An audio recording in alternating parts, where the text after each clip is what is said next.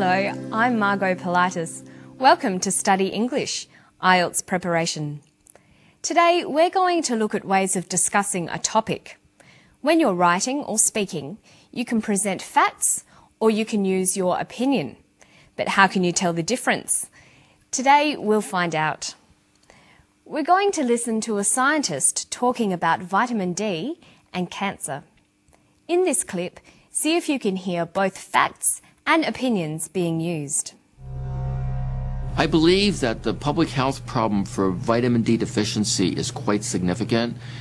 I would estimate minimum 25% of adults in the United States, Europe, and probably even in Australia are vitamin D deficient.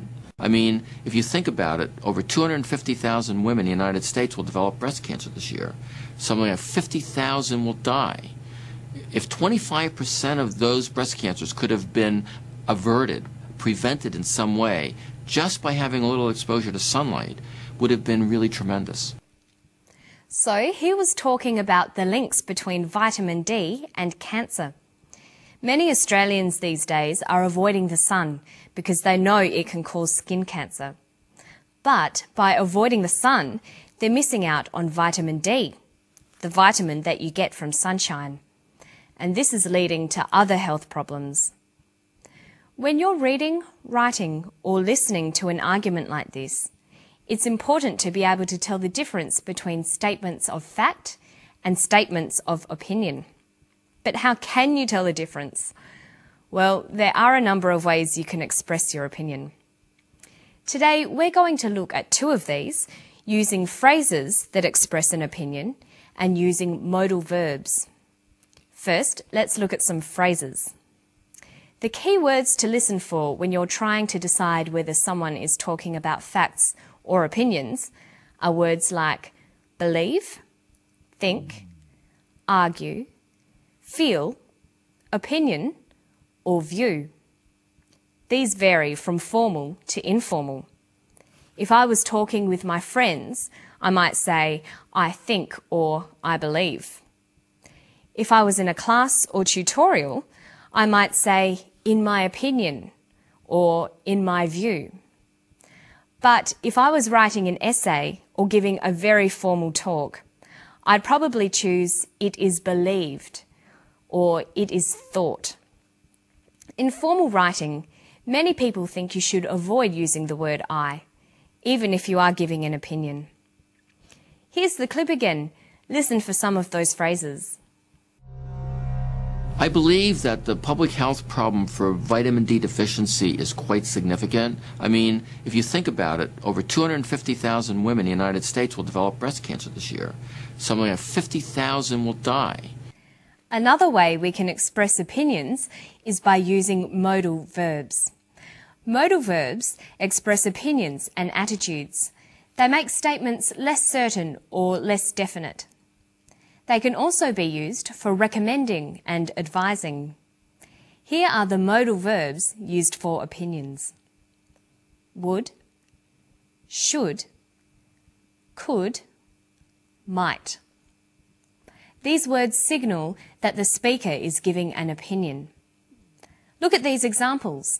Can you tell which ones are facts and which ones are opinions? 50,000 will die. 50,000 might die. The second statement uses might. It's an opinion. Here's another one. I do not think small amounts of sunlight increase the risk of cancer. Small amounts of sunlight do not increase the risk of cancer. In the first statement, you can see I do not think. This is an opinion. Now look at these two sentences. I believe that vitamin D deficiency might become common among adults. Vitamin D deficiency will affect 25% of adults. The first is an opinion. I believe, might become. The second is a fact. Will affect 25% of adults. Now let's watch the clip again. Listen for the phrases and modal verbs of opinions. I believe that the public health problem for vitamin D deficiency is quite significant.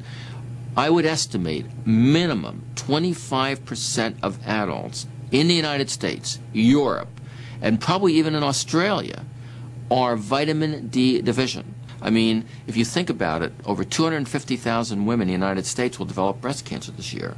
Something like 50,000 will die.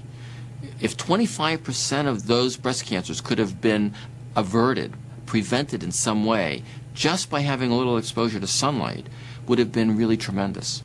Okay, so you can see that Professor Hollick is expressing an opinion using a combination of phrases and modal verbs.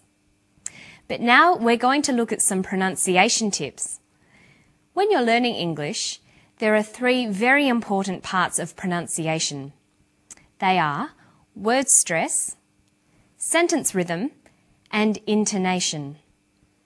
Today we're going to look at the first 2. How you can practice word stress and sentence rhythm together to improve your spoken English. Listen to this sentence closely for word and sentence stress. I don't think we should blame moderate, intelligent exposure to sunlight throughout our lives as the culprit for markedly increasing our risk of developing skin cancer. Notice that the speaker uses many words with more than one syllable. That is common in formal academic language. But when you come across longer words, you have to learn which syllable to stress. For example, we say intelligent, increasing, and markedly. Notice that when you stress one syllable, the vowels in the other syllables are shortened. Sometimes these short syllables become a schwa, an sound, or an I. They're short, relaxed sounds. Listen to moderate, intelligent, exposure, culprit, markedly, developing, cancer. This shortening of syllables preserves the overall sentence rhythm. Listen to the clip again. I don't think we should blame moderate, intelligent exposure to sunlight throughout our lives as the culprit for markedly increasing our risk of developing skin cancer. So when you're learning to speak English, you need to learn the pronunciation of individual words, but you also need to practice sentence rhythm, putting the words together into sentences. This is much easier when you get used to shortening the non-stressed vowels. Okay, listen to the clip and then we'll practice some more. I mean, if you think about it, over 250,000 women in the United States will develop breast cancer this year. Something like 50,000 will die. If 25% of those breast cancers could have been averted, prevented in some way, just by having a little exposure to sunlight, would have been really tremendous. Okay, now you can try it. Listen to this sentence. It would have been tremendous to have averted or prevented significant vitamin D deficiency. Let's look at each of those words. We'll highlight which syllable is stressed. See if you can work out how to pronounce each word.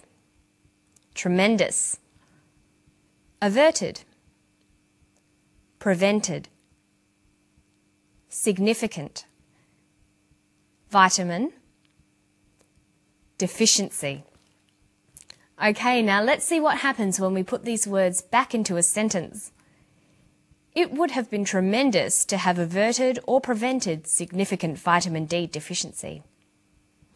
Making your spoken English sound natural takes a lot of practice. Don't forget to listen closely to vowel sounds and sentence stress.